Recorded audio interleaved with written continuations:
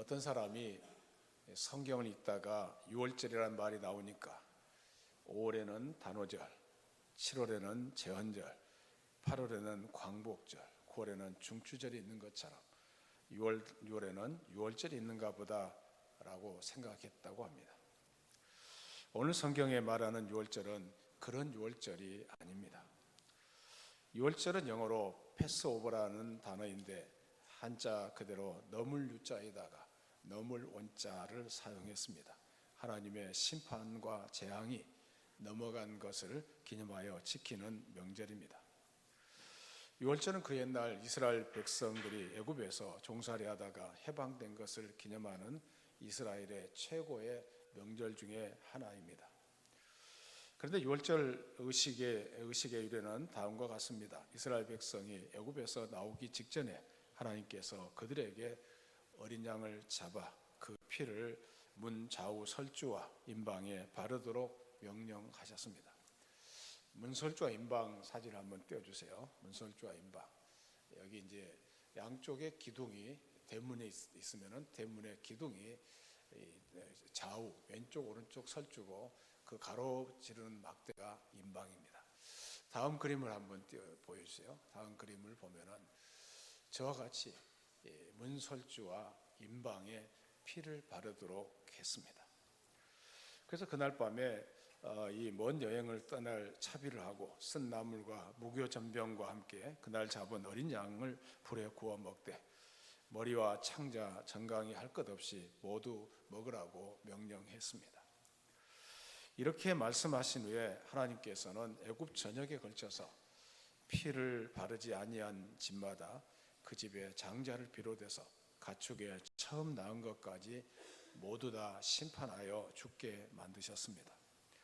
그러나 문 앞에 어린 양의 피를 바른 이스라엘 백성들이 사는 지역은 아무 일도 일어나지 않았습니다.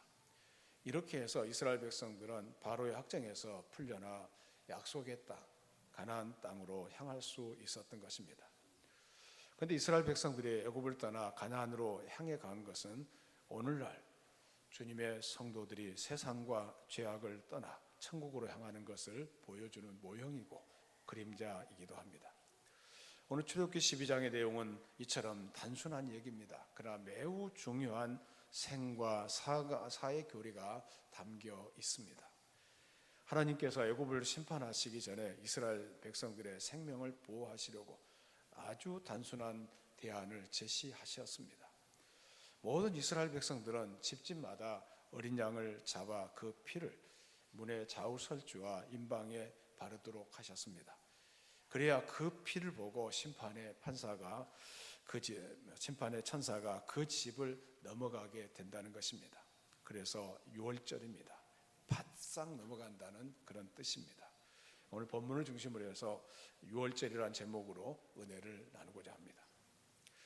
400년이 넘어가는 오랜 노예 생활에 아무런 희망도 가질 수 없었던 민족의 어두운 밤, 그 암담한 상황 속에서도 이스라엘 백성들은 역사의 주인이고 생사화복을 주관하시는 하나님을 바라보고 있었습니다.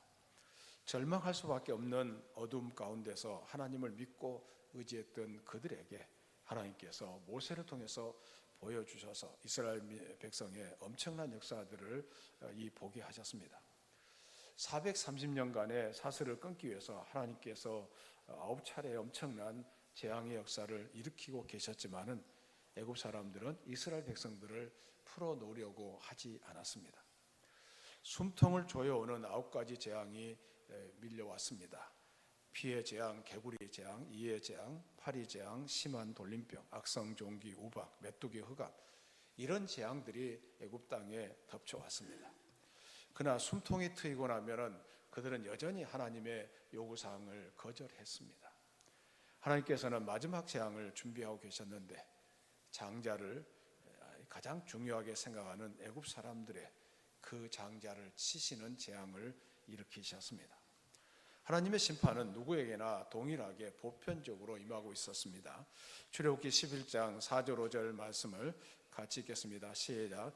모세가 바로에게 이르되 여호와께서 이와 같이 말씀하시기를 밤중에 내가 애굽 가운데로 들어가리니 애굽 땅에 있는 모든 처음 난 것은 왕위에 앉아 있는 바로의 장자로부터 맷돌이에 있는 몸종의 장자와 모든 가축의 처음 난 것까지 죽으리니.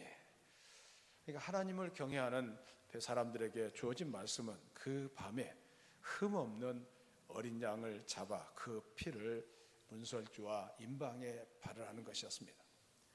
그 어린 양의 피를 바른 집은 죽음의 사자가 넘어갈 때 그 집에 재앙이 건너갈 것이라는 것을 말씀하고 있습니다. 짐승에게는 개 한 마리도 혀를 움직이지 않게 한 마리도 죽지 않게 될 것이라는 말씀을 하고 있었습니다. 하나님의 말씀을 듣고 단순히 순종했던 사람은 그날 밤에 모두 살았습니다. 죽음의 세력이 그들을 이기지 못한 것은 문설주에 바른 어린 양의 피가 있었기 때문입니다. 출애굽기 12장 13절입니다. 출애굽기 12장 13절 시작. 내가 애굽 땅을 칠 때에 그 피가 너희가 사는 집에 있어서 너희를 위하여 표적이 될지라. 내가 피를 볼 때에 너희를 넘어가리니 재앙이 너희에게 내려 멸하지 아니하리라. 사망의 밤에 새 생명을 가져다 준 것은 어린 양의 피였습니다. 하나님은 모세에게 유월절을 지킨 아비벌이 이스라엘 역사의 첫날, 곧 첫 출발이 되게 하셨습니다.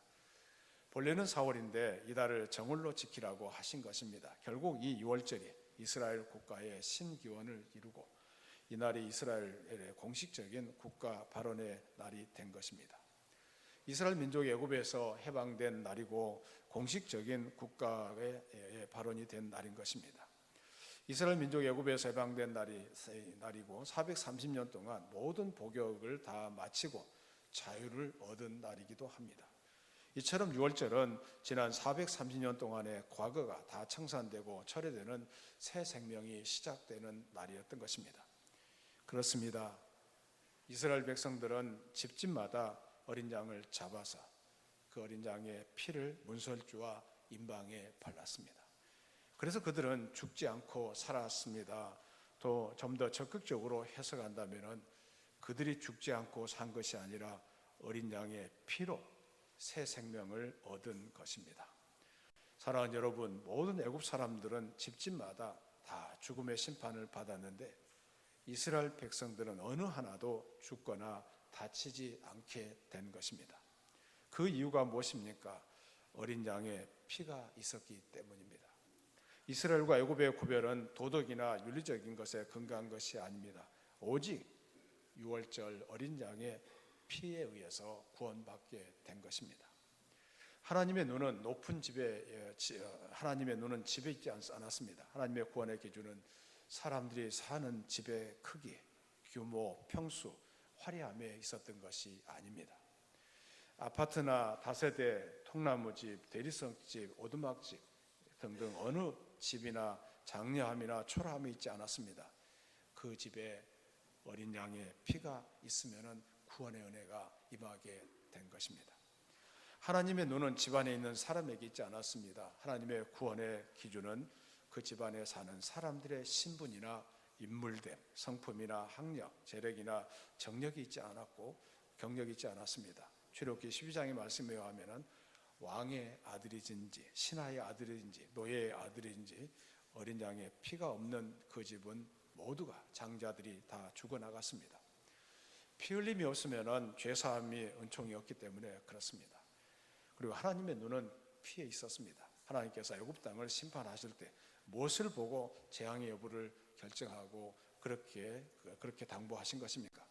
13절 말씀을 다시 한번 읽습니다. 13절입니다. 시작. 내가 애굽 땅을 칠 때에 그 피가 너희가 사는 집에 있어서 너희를 위하여 표적이 될지라. 내가 피를 볼 때에 너희를 넘어가리니 재앙이 너희에게 내려 멸하지 아니하리라.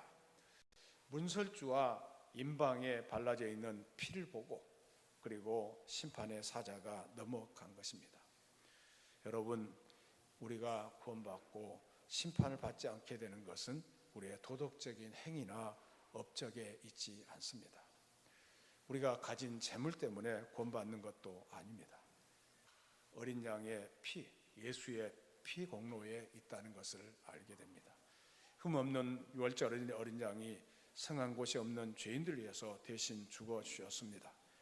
그래서 베드로 사도는 우리의 구원받은 것을 이렇게 설명하고 있습니다. 베드로전서 1장 18절 19절입니다. 시작. 너희가 알거니와 너희 조상이 물려준 헛된 행실에서 대속함을 받은 것은 은이나 금같이 없어질 것으로 된 것이 아니요 오직 흠없고 점없는 어린 양 같은 그리스도의 보배로운 피로 된 것이니라.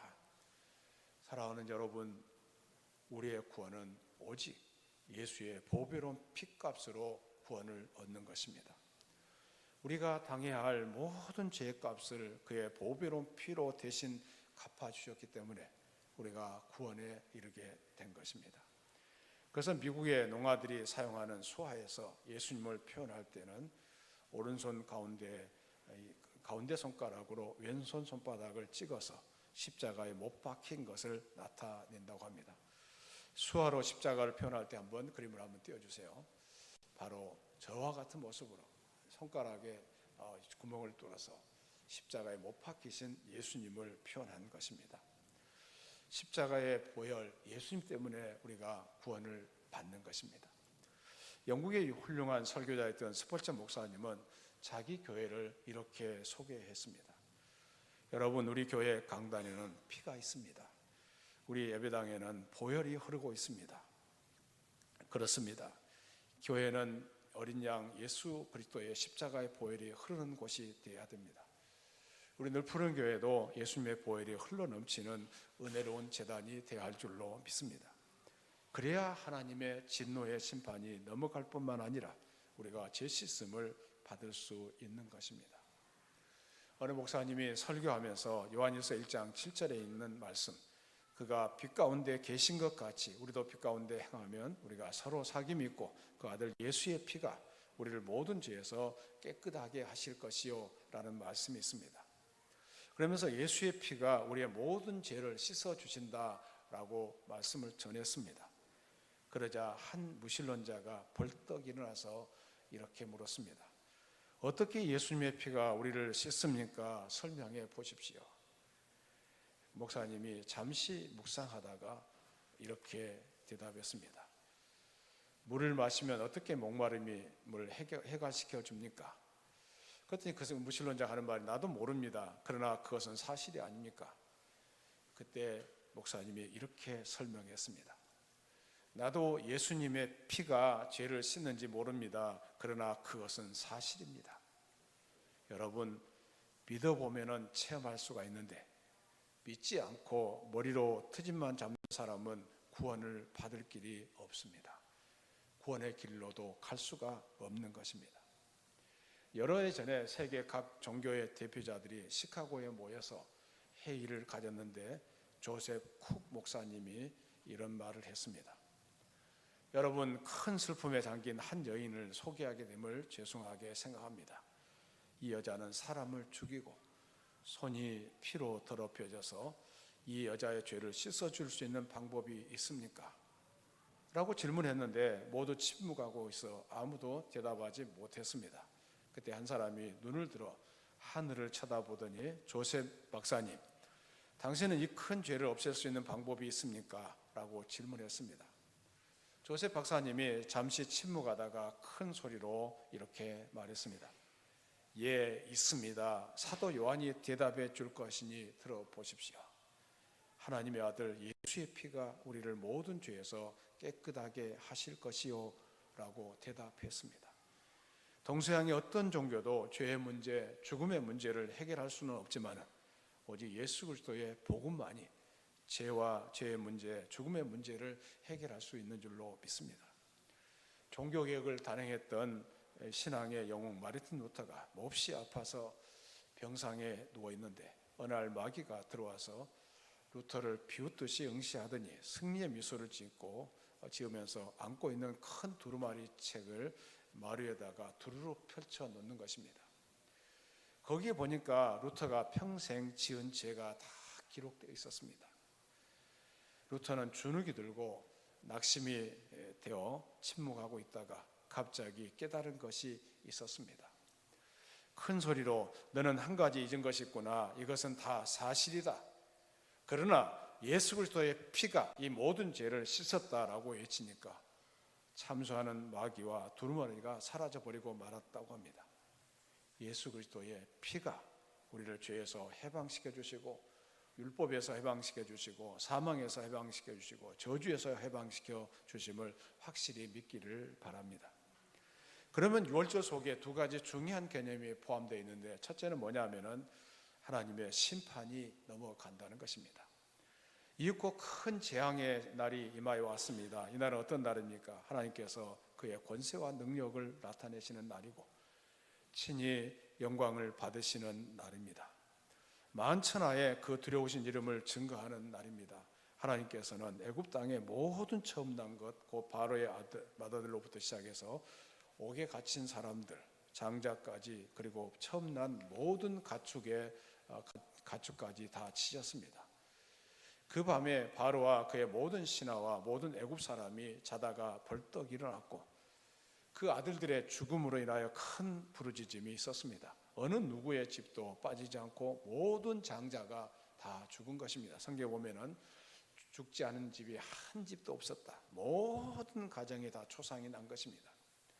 그래서 그 밤에 급히 바로가 모세와 아론을 불렀습니다. 그리고 말했습니다. 출애굽기 12장 31절 32절을 같이 읽습니다. 시작.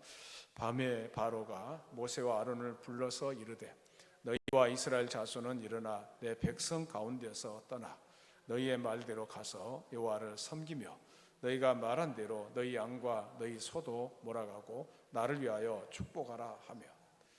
이제 그야말로 장자가 죽는 이 재앙을 겪고 나서 바로가 손을 들었습니다.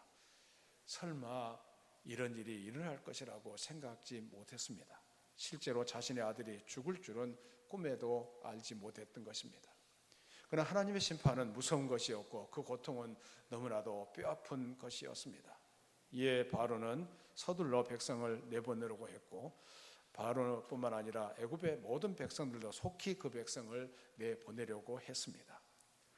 그 와중에 이스라엘 백성들은 애굽 사람들에게 은금 폐물과 의복을 구했고 애굽 사람들은 요구하는 대로 모든 것을 다 주어 내보내려고 했습니다. 이에 이스라엘 백성들은 마치 부풀지 않은 밀가루 반죽을 그릇에 채 싸서 어깨에 메야했고 이렇게 해서 애굽에서 쫓겨나듯이 출애굽하게 된 것입니다. 여하튼 하나님께서 이 유월절 사건을 통해서 이스라엘을 구원하여 내셨고 자기에게 속한 새 백성을 만드셨습니다. 조상들에게 하셨던 모든 언약을 이루셨다는 것을 알 수가 있습니다. 마치 그런 것처럼 하나님께서 이제 우리의 유월절 어린 양 되시는 예수 그리스도의 죽음을 통해서 죄와 사망의 권세를 심판하시고 우리를 주께 속한 새 백성으로 이끌어 내셨습니다.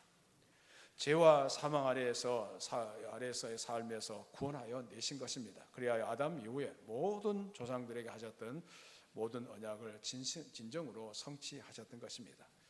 바로 그리스도께서 하나님께서 교회에 주신 생명의 양식이고 참 안식이고 하늘의 기쁨 그 자체인 것입니다. 이제 교회는 주님의 살과 피로 신령한 양식으로 받고 그리고 그 안에서 하나님의 구원을 기념하며 새 백성이 된 것을 기뻐하면서 살아가야 할 줄로 믿습니다. 어린 양 예수의 보혈이 묻혀 있는 자는 결코 정죄함이 없습니다. 우리가 지은 그 어떠한 죄라도 십자가의 공로를 의지하여 회개하면은 결코 정죄받지 않습니다. 그냥 넘어가 주십니다. 이사야 선지자의 말씀대로 우리의 모든 죄를 다 도말하시고 기억조차 안 하십니다. 회개하는 것이 얼마나 중요한 것인가를 압니다. 천국은 회개한 자가 들어가는 곳입니다. 아무나 들어가는 곳이 아니에요. 회개한 사람만이 들어갈 수 있는 곳이 천국이에요. 회개가 안 된 사람들은 여러분 구원의 문제에 있어서 다시 한번 생각해 보셔야 됩니다. 내가 회개하고 있느냐? 내 죄를 뼈아프게 생각하느냐? 내 죄를 회개하면서 하나님의 은혜를 구하고 있느냐? 예수님의 보혈의 피가 없는 곳에는 구원이 없다는 것 잘 아셔야 됩니다. 예수님의 구원의 길을 생각하시면서 믿음의 길을 잘 달려가야 할 줄로 믿습니다.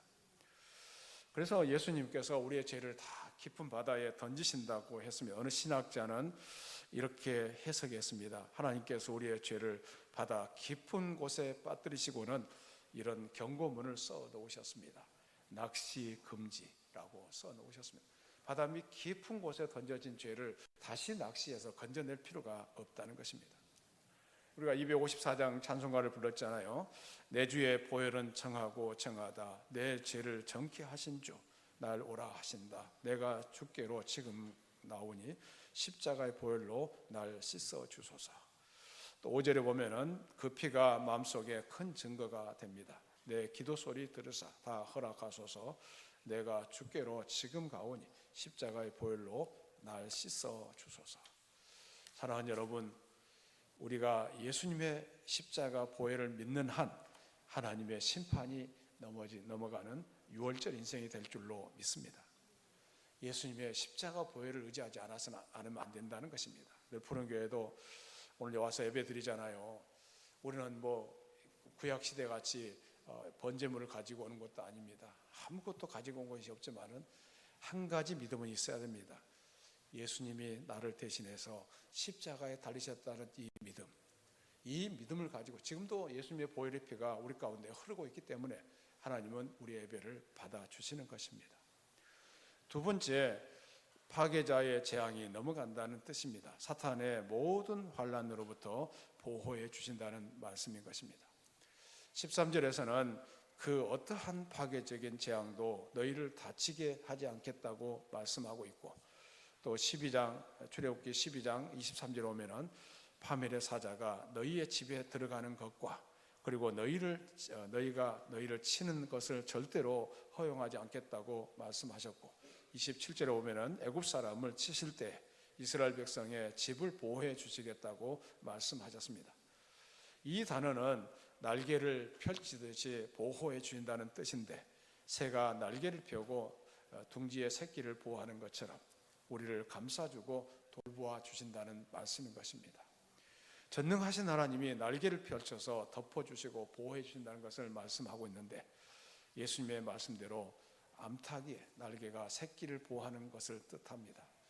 그래서 히브리서 11장 28절로 보니까 장자를 멸하는 자로 그들을 건드리지 못하게 하셨다라고 말씀하고 있습니다. 주님의 천사가 주님의 문 앞에 서서 지켜주셨음을 상기시켜주는 말씀이기도 합니다. 사랑하는 여러분, 예수님의 보혈이 흐르는 곳에는 심판의 사자가 접근하지 못합니다. 속죄의 피가 있는 곳에는 재앙의 사자가 건드리지 못합니다. 다윗이 교만죄를 지어 큰 징계를 당하게 되어 무서운 전염병으로 수많은 백성들이 죽게 되었는데, 이상한 것은 그 심판의 사자가 오르난 타작마당 앞에서는 더 이상 징계를 가하지 못하고 있었습니다. 그래서 다윗이 아주 신비롭게 생각에 대해서 알아보니까 그곳은 아브라함이 이삭을 번제로 드린 곳인데, 이때 하나님은 이삭을 대신하여 어린 양을 잡아 대속의 피를 흘리게 하셨던 곳입니다. 즉 어린 양의 피가 흘려진 곳이었기 때문에 재앙의 사자가 접근하지 못했던 것입니다. 사랑하는 여러분, 우리의 인생도 어떤 징계나 재앙 중에서도 이처럼 파멸의 사자가 절대로 건들지 못하는 6월절 인생, 곧 넘어가는 인생이 되어야 할 줄로 믿습니다.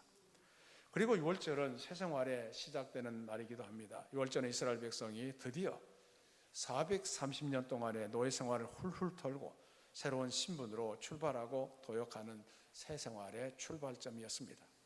6월절은 이스라엘 민족이 애굽에서 해방된 날이고, 또 지난 430년 동안의 과거를 다 청산하고 그리고 이 새로운 축복의 땅을 향해서 나아가는 새 생활의 출발점이 된 것입니다. 예수님의 십자가의 구원은 우리의 모든 과거를 깨끗이 청산하고 도말하는 새 생명의 시작이고 또 새 생활의 출발점인 것입니다. 사랑하는 여러분, 우리가 예수 믿고 구원받는 날이 내 인생에 새롭게 출발하는 날이고 새 출발의 날이 될 줄로 압니다. 이제 예수님을 믿고 구원받은 사람은 인생의 BC와 AD로 결정되는 자들입니다. 예수님께서 우리의 구원을 이루시기 위해서 갈보리 언덕에서 십자가를 지시던 날을 기점으로 해서 BC는 비포 크라이스트라는 뜻이고 AD는 아노 도미니 라틴어인데요. 이렇게 구분하셨습니다. 십자가는 역사의 분기점이고 내 인생의 분기점입니다. 그래서 사도 바울은 우리에게 이런 확신을 심어줍니다. 고린도후서 5장 17절 말씀을 같이 읽겠습니다. 시작. 그런즉 누구든지 그리스도 안에 있으면 새로운 피조물이라. 이전 것은 지나갔으니 보라 새 것이 되었도다. 예수님을 믿음으로 말미암아 새 사람이 되었고 새로운 인생으로 나가게 되었다는 것을 말씀하고 있습니다. 그래서 예수님 안에 있는 사람들은 항상 새로운 피조물이 될 줄로 믿습니다. 이전 것은 지나갔습니다. 새 것이 되었다는 것을 말씀하고 있습니다. 애굽이라는 과거의 노예에서 벗어나 축복의 땅, 가나안 땅이라는 새로운 미래를 향해 나가는 인생이 얼마나 아름답습니까? 지금까지 살아온 애굽이라는 세속적 인생의 모든 과거를 등지고 넘어가는 유월절 인생, 얼마나 멋있는 이룩입니까? 유월절은 새 생명의 시작이고 새 생활의 시작입니다. 새로운 미래를 향해서 과거에 뒷산으로 넘어가는 복된 인생이 되기를 간절히 바랍니다. 사랑하는 여러분은 죄값으로 사망에서 헤어나지 못하고 지옥으로 가야 할 죄인인 것을 아십니까? 나의 죄값을 치르려고 흠없고 점없는 예수 그리스도가 십자가에서 죽으셨다는 사실을 믿습니까? 예수 그리스도의 유월절 아침에 십자가에서 죽으심으로 내가 사망에서 영생으로 옮겨졌음을 믿습니까? 정말 이것을 믿는다면 여러분은 이 시간 나의 구원은 나를 대신하여 십자가의 죽으심으로 말미암아 이루어졌습니다 라고 고백하면서 예수님께 감사와 찬송과 영광을 돌려야 할 줄로 믿습니다. 예수님의 십자가의 대속 연회가 아니면 구원받을 길이 없습니다. 어느 맞벌이 부부가 있었습니다. 옛날 지금은 다 번호키라서 상관이 없지만은 옛날에는 열쇠를 가지고 집안을 들어갈 수밖에 없는 시대였습니다. 그래서 맞벌이 부부가 함께 퇴근해서 같이 집으로 올라가는 것이 얼마나 좋았는지 모릅니다. 그런데 하필이면 그날 정전이 되어서 둘이 계단에 열심히 올라갔습니다. 그리고 그 집은 30층에 있었습니다. 30층까지 올라가려니 얼마나 힘들어요. 정전이 되었고 엘리베이터도 없으니 힘들잖아요. 그런데 30층에 겨우 올라갔습니다. 그래서 문 앞에 서서 서로 쳐다보면서 서로가 남편은 아내는 남편이 문을 열어주기를 기다렸습니다. 알고 보니까 경비실에 맡겨놓았던 열쇠를 상대방이 챙긴 줄 알고 서로 착각하고 그냥 올라왔어요. 그래서 열쇠가 없으니 들어갈 수 없잖아요. 다시 내려가서 열쇠를 가지고 30층까지 올라올 때 얼마나 힘들었겠어요. 2번이나 올라가니까 힘들었을 거 아니겠어요. 그래도 다 갔다 올 수 있으니까 다행 아닙니까? 우리 인생에서 비슷한 일이 일어난다고 상상해 보십시오. 인생을 열심히 살았는데 마지막 순간 천국 열쇠를 챙기지 못했다고 한다면 어떻게 되겠습니까? 인생은 단 한 번이기에 돌아가서 챙겨올 수가 없는 것입니다. 아무리 후회해도 소용없는 노릇입니다. 이 세상을 떠날 때는 오직 어린 양 예수의 피를 믿는 믿음만 가지고 천국에 들어갈 수가 있는 것입니다. 사랑하는 여러분, 문설주와 임방에 어린 양의 피가 발라진 것처럼 예수의 피를 온몸과 영혼에 발라 새 생명으로 살아갈 수 있기를 소원합니다. 예수님의 피 때문에 우리가 다시 살아날 수가 있는 것입니다. 육체의 피가 우리를 살리는 것처럼 예수의 피가 생명의 능력을 주십니다. 이런 믿음을 가지고 살아가는 저와 여러분이 되기를 주의 이름으로 축원합니다. 살아계신 하나님 감사합니다. 우리에게 예수님의 보혈이 흐르기를 원합니다. 우리의 영혼 안에 예수의 보혈이 흐르기를 원하오며 우리 가정 안에 예수의 피가 흐르기를 원합니다. 예수의 피 공로가 아니면 구원 얻을 길이 없습니다. 예수님이 나 같은 죄인을 위해서 십자가에 달리신 것을 믿습니다. 그리고 나를 구원하여 주셔서 천국을 바라보게 해준 것을 감사합니다. 이 세상에 보이는 것은 잠깐입니다. 여기에 마음 쓰지 말게 하여 주시고 오직 예수님에게 집중하게 하여 주시옵소서. 예수 그리스도의 보혈을 의지하고 구원으로 건너가게 하여 주시옵소서. 늘푸른교에 속한 성도들 한 사람도 구원받지 못한 성도가 없게 하여 주시고, 저들의 심령 가운데, 저들의 가정 안에 예수님의 보혈의 피, 그리고 늘푸른 교회 안에 예수님의 보혈의 피가 흐르게 하여 주시옵소서. 예수님 이름으로 기도드리옵나이다. 아멘.